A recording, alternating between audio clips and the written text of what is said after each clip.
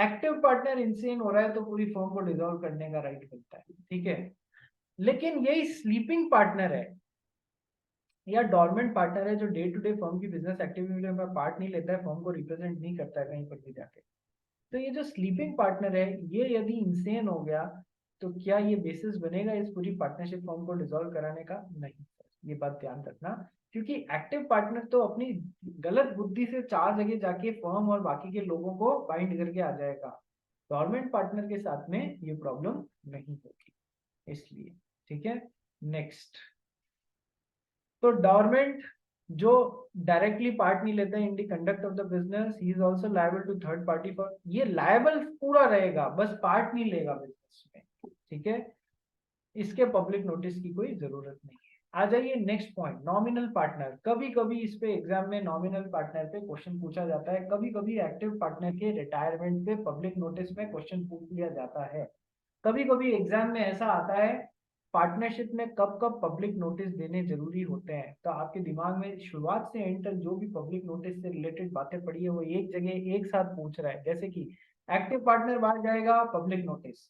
Public notice किसको देना है सर? फर्म भी दे सकती है, पार्टनर भी दे सकता है। नहीं दिया तो क्या सर? उसके रिपरकशन ये होंगे, ठीक है। फिर माइनर जब पार्टनरशिप में इंडक्ट हो रहा होता है आफ्टर अटेनिंग मेजोरिटी, तो क्या उसका पब्लिक नोटिस देना पड़ता है? हाँ सर, देना पड़ता है। तो ऐसे ऐसे जो भी इंस्टेंसेस पब्लिक नोटिस के आएंगे वो सारे देने पड़ेंगे, ठीक है। नेक्स्ट, नॉमिनल पार्टनर में भी एग्जाम में कभी कभार क्वेश्चन आता है कि सर क्या क्वेश्चन आता है, नॉमिनल पार्टनर नाम में ही आंसर छुपा है, नाम का पार्टनर, नाम मात्र का पार्टनर, केवल उस फर्म को अपना नाम देता है ताकि उस फर्म का धंधा चल सके, एक्चुअल में ये पार्टनर नहीं होता है, उसको नाम देता है। लेकिन आपने एक कहावत सुनी है सबने, आप सबने एक कहावत सुनी होगी, कई बार हवन करते हुए हाथ जल जाते हैं। मतलब अपन काम तो अच्छा कर रहे हैं, हवन करना बहुत अच्छा काम होता है, लेकिन जैसे ही ओम स्वाहा के लिए हाथ आगे बढ़ाया कि हाथ जल गया। यानी कि कई बार अच्छा काम करते हुए भी गलत काम हो जाते हैं।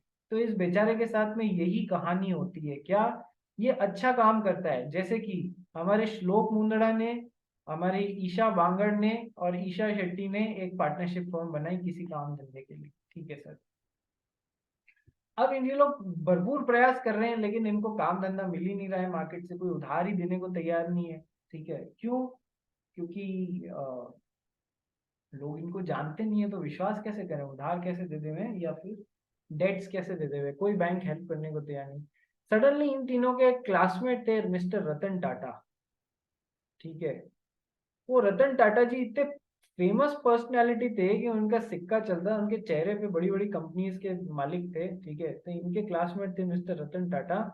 तो रतन टाटा एक दिन यहाँ पर बैठे थे, ठीक है। रतन टाटा ने कहा चलो यार मैं तुम्हारी को हेल्प करता हूँ, बात खत्म हुई, तुम मेरे को एज अ पार्टनर बता देना, तुमको तुम्हारे काम कहीं नहीं अटकेंगे। सही में वही हुआ, बस नाम मात्र का पार्टनर, ना तो मुझे कुछ लेना है तुमसे ना मेरे को कुछ देना है, ठीक है।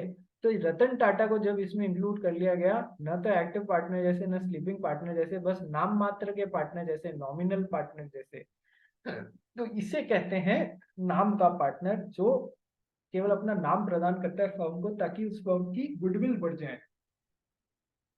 अब सर बाहर के किसी आदमी ने ये देख के इसके साथ में डीलिंग कर ली कि यार ये नाम मात्र का पार्टनर जो है मैं तो इसके कारण डीलिंग कर रहा हूँ, या फिर इस दौरान इस फर्म में कुछ गड़बड़ हो गया, तो क्या उसके लिए नॉमिनल पार्टनर को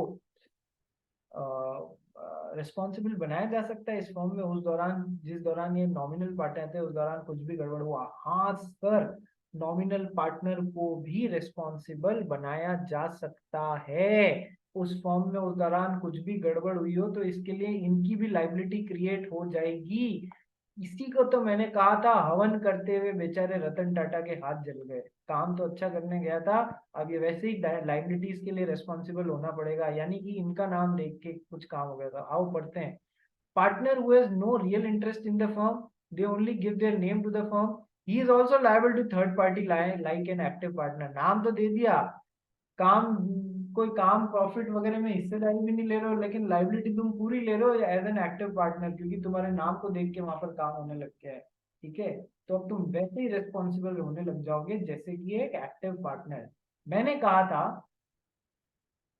मैंने कहा था पार्टनरशिप की डेफिनेशन यदि आप पढ़ो, सवेरे के लेक्चर्स में बोला था, तो partnership is an agreement between persons who have agreed to share profit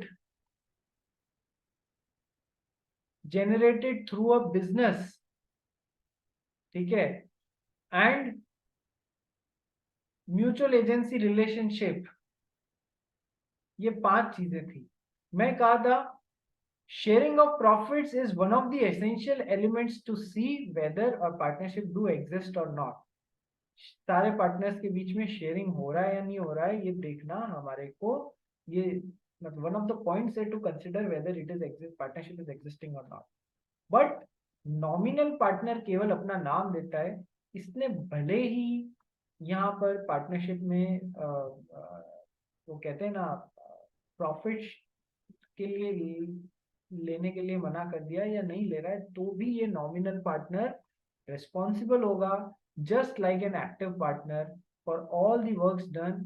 जब तक ये इस पार्टनरशिप फॉर्म में पार्टनर था, उस दौरान जो भी काम है उसके लिए जैसे एक्टिव पार्टनर जिम्मेदार है, वैसे ही ये भी जिम्मेदार होगा। ये बात ध्यान रखना।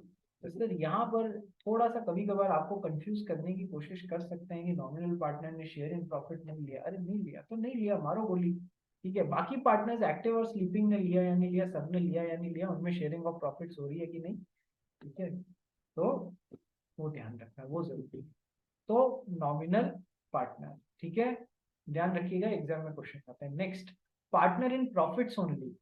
देखो ये उससे अलग है जो मैंने मॉर्निंग में आपको माइनर के लिए पढ़ाया था ना, माइनर के लिए भी मैंने पढ़ाया था he can be admitted only for profits.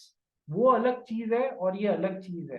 कैसे कि minor can be admitted in an already existing partnership form. 4 points बताए थे। Minor can not be a partner, he can be admitted only for profits, only for profits in an already existing partnership firm। जो पहले से बनी हुई partnership firm है उसी में बाद में घुसा सकते हो, ठीक है।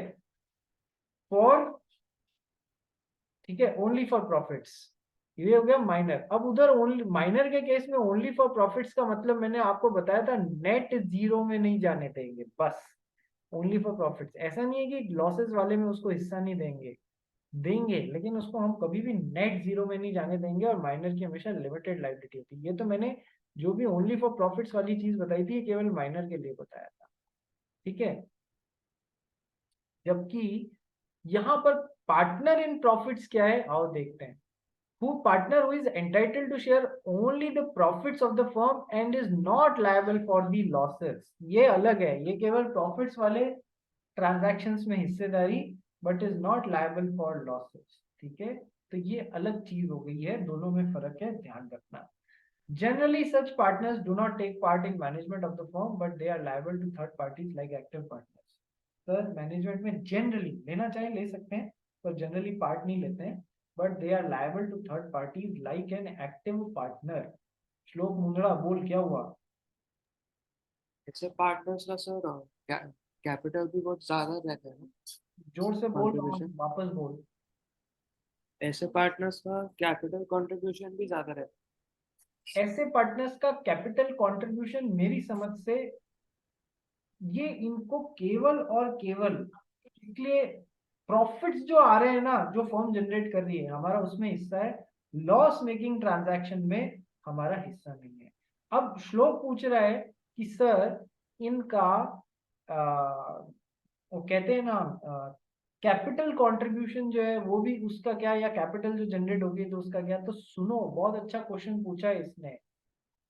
सर ये पार्टनर्स हैं 4, इसमें से ये पार्टनर है partner in profit only, partner in profit only, ठीक है। इसको केवल प्रॉफिट वाले ट्रांजैक्शंस में से हिस्सा दिया जाएगा, लॉसेस वाले में से नहीं दिया जाएगा। पर एक आउटसाइडर के हिसाब से सोचो, मिस्टर एक्स ने इस पार्टनरशिप के साथ में एक एग्रीमेंट बनाया, कॉन्ट्रैक्ट बनाया। अब इस दौरान इस पार्टनरशिप में कुछ गड़बड़ हो जाती है, मिस्टर एक्स को क्या मतलब कि इनके बीच में आपस में क्या रिलेशनशिप है, मिस्टर एक्स तो सबको लायबल बनाएंगे या नहीं बनाएंगे एज पर पार्टनरशिप एक्ट, बताइए। मिस्टर एक्स के लिए तो सबकी लाइबिलिटी होगी, 1 2 3 4, बोल श्लोक, समझ में आया? यानी कि ये जो अपना जो ओनली फॉर प्रॉफिट्स वाला एडजस्टमेंट है, ये इन लोगों के बीच का एडजस्टमेंट है। आउटसाइडर को इससे कोई फर्क नहीं पड़ता कि तुम्हारा इंटरनल अरेंजमेंट क्या है, मुझे तो मेरा डील पूरी मिल जानी चाहिए, मेरे साथ किए गए कामों के लिए ये भी उतना ही रेस्पॉन्सिबल होगा जितना ये। हाँ, ये अपनी इम्यूनिटी इनसे मांग लेगा। क्या ये पहली बात समझ में आई श्लोक? ठीक है। इसको क्या बोलते हैं? Doctrine of privity of contract. तुम जानो तुम्हारे बीच में क्या हुआ है, मेरे को उससे कोई मतलब नहीं है। ठीक है, डॉक्ट्रिन प्राइवेट रिलेशनशिप है, मैं उसमें इंटरफेयर नहीं करूंगा, मुझे कोई मतलब नहीं है। पर पहली बात ये। दूसरी बात ये कि सर इसका जो कैपिटल कंट्रीब्यूशन है वो इफेक्ट होगा या नहीं होगा? सर ये देखो यहाँ पर एक लाइन लिखी है, they are liable to third parties like an active partner. समझ में आ रहा है श्लोक कुछ? They are liable to active just like an active partner, यानी कि सर ये इनको रिस्पॉन्सिबल बना सकता है, इसके कैपिटल कंट्रीब्यूशन को भी सब बना सकता है, सब हो सकता है। ये बदले में किससे इम्यूनिटी मांग लेगा या ये वो इंडेमनिटी मांग लेगा? इन लोगों से मांग लेगा। बात समझ में आ गई? ठीक है। तो बाहर वाला इसको इन्वॉल्व कर सकता है, ये बदले में इनसे अपनी इंडेमनिटी मांग लेगा कि भाई मैं तो ओनली फॉर प्रॉफिट हूं भाई, मेरा लग गया है। अच्छा, ये जब भी फर्म में था उस दौरान फर्म में जो भी काम किए गए हैं उसके लिए आउटसाइडर उन्हें रेस्पॉन्सिबल बना सकते हैं, यही तो लास्ट लाइन बोल रही है। ये जब भी फर्म में था, इस दौरान फर्म में जो भी काम किए गए हैं उसके लिए आउटसाइडर इनको एक्टिव पार्टनर के जैसे रेस्पॉन्सिबल बना सकता है। ठीक है, but they are liable to third parties like an active partner. ठीक है, चलिए नेक्स्ट है सब पार्टनर। सब पार्टनर मैंने आपको करा दिया ना, सब पार्टनर ऊपर, कि सर एक पार्टनर अलग से अरेंजमेंट करके, ये पार्टनर ने अलग से मिस्टर एक्स के साथ में कि मैं तेरे को अपनी प्रॉफिट्स में से जो इस पार्टनरशिप फॉर्म से आती है उसमें 50% तू मेरा पार्टनर। तो ये सब पार्टनर वो हम अपन कर ही चुके हैं। ठीक है, सब पार्टनर का कोई राइट नहीं होता against the firm, nor he is liable for debts of the firm, वो फर्म से अलग ही है यार। इनकमिंग पार्टनर और आउटगोइंग पार्टनर को किसके कंटेक्स्ट में देखना है? सर एक ऑलरेडी एग्जिस्टिंग फर्म के कंटेक्स्ट में देखना है, ऑलरेडी एग्जिस्टिंग फर्म के कंटेक्स्ट में देखना है। पहले से एक फर्म बनी हुई है उसमें बाद में कोई एंट्री मार रहा है तो वो हो जाएगा इनकमिंग पार्टनर। और जो एक ऑलरेडी एग्जिस्टिंग फर्म से बाहर जा रहा है वो हो जाएगा आउट गोइंग पार्टनर। ठीक है, ध्यान रखना, इनकमिंग पार्टनर और आउटगोइंग पार्टनर। ठीक है, जब किसी पार्टनर को इनकमिंग करते हो, अंदर लेके आते हो, तो रिमेनिंग सारे पार्टनर्स की कंसेंट लिए बिना किसी नए पार्टनर को अंदर नहीं ला सकते, क्योंकि पार्टनरशिप कैसा रिलेशनशिप है? एक फिड्यूशियरी रिलेशनशिप है सर। तो अंदर आने वाले पे सबको उससे बाइंड होने का पड़ेगा, तो सब हाँ बोलेंगे तो ही नए पार्टनर को अंदर लाया जा सकता है, अदरवाइज नहीं लाया जा सकता है। ठीक है, next, such partner is liable for all the acts of the firm until public no sorry such partner is not liable for the acts done before his admission as a partner। ये बहुत important point है। क्या?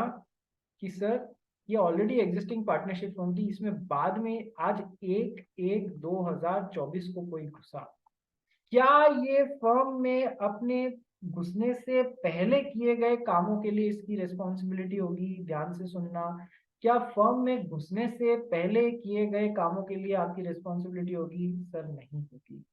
Incoming partner की 1/1/2024 से पहले जो भी इस फर्म में किए गए काम है उसके लिए कोई रिस्पॉन्सिबिलिटी नहीं होगी।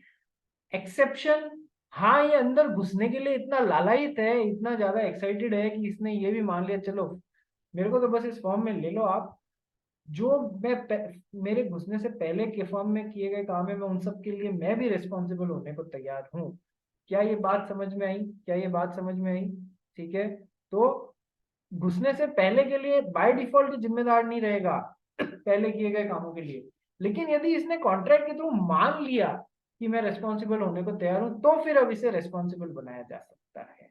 ठीक है, आउटगोइंग पार्टनर, सर बाकी के पार्टनर्स बिजनेस कैरी ऑन करेंगे, ठीक है, एक जना बाहर जा रहा है, बाकी के कंटिन्यू करेंगे, तो सर वो आउटगोइंग पार्टनर, सर वो बाहर जाने के बाद में भी रेस्पॉन्सिबल रहेगा जब तक कि उसके रिटायरमेंट का पब्लिक नोटिस नहीं दिया जाता, यदि वो एक्टिव पार्टनर है तो, ठीक है, ये ध्यान रखना। तो सर मान लो श्लोक मुंदड़ा इस पार्टनरशिप फर्म में, मान लो श्लोक मुंदड़ा 1/1/2024 को घुसा था एक्टिव पार्टनर जैसे, और 1/1/2027 को यहां से आउटगोइंग पार्टनर के तौर पे निकल गया, ठीक है। सर यदि इसने यहाँ निकलते हुए पब्लिक नोटिस दे दिया है, तो सर केवल इस दौरान किए गए 1/1/2024 से 1/1/2027 के बीच में किए गए कामों के लिए इसकी रेस्पॉन्सिबिलिटी रहेगी, घुसने से पहले की नहीं रहेगी, निकलने के बाद में पब्लिक नोटिस दे दिया तो निकलने के बाद की भी नहीं रहेगी, केवल इस ड्यूरेशन में जब तक ये फर्म का पार्टनर था तब तक के कामों के लिए इसकी रेस्पॉन्सिबिलिटी रहेगी, नंबर 1। नंबर 2, सर यदि निकलने के बाद में पब्लिक नोटिस नहीं दिया तो निकलने के बाद के कामों के लिए भी जब तक कि पब्लिक नोटिस नहीं दिया जाता ये रेस्पॉन्सिबल रहेगा।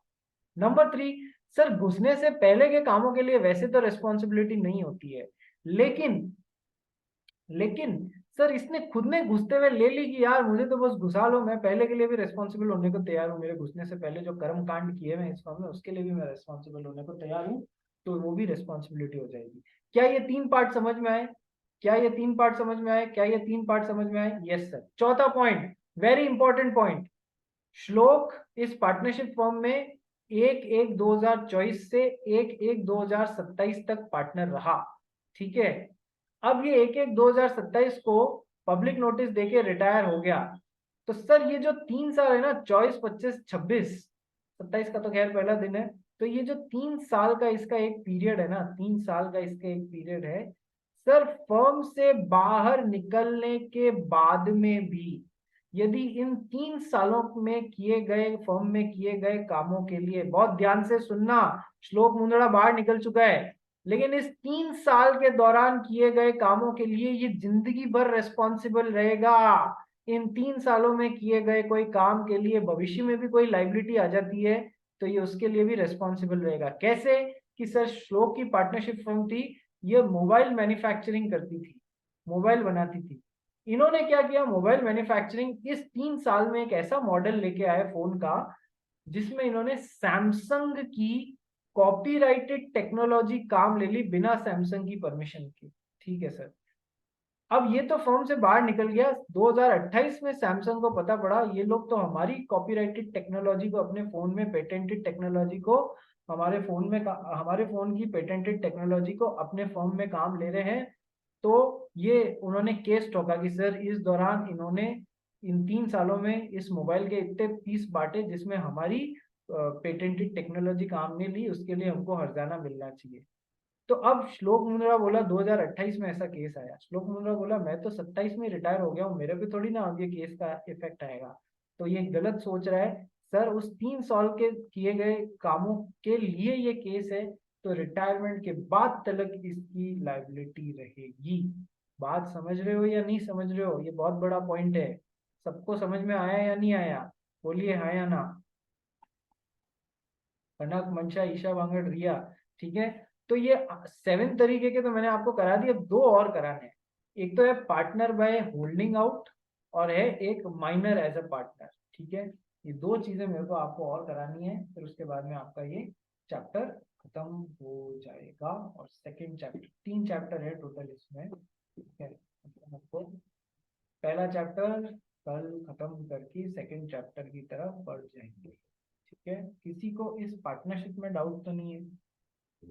किसी को इस पार्टनरशिप में डाउट? देखो साइड बाय साइड रिवीजन करते रहना, तब तो बहुत अच्छा तुम लोग का हो जाएगा। तो तुम्हारा काम क्या है, चैप्टर नंबर 1 का क्वेश्चन बैंक मैंने जो दिया हुआ है उसको करना चालू कर दो, कर दो, कर दो। चैप्टर नंबर 1 का क्वेश्चन बैंक दिया या नहीं दिया पार्टनरशिप का? ईशा वांगड़ पहले दिया हुआ है या ऐसे ही एक साथ देखे थे हमने लास्ट में? दिया हुआ था।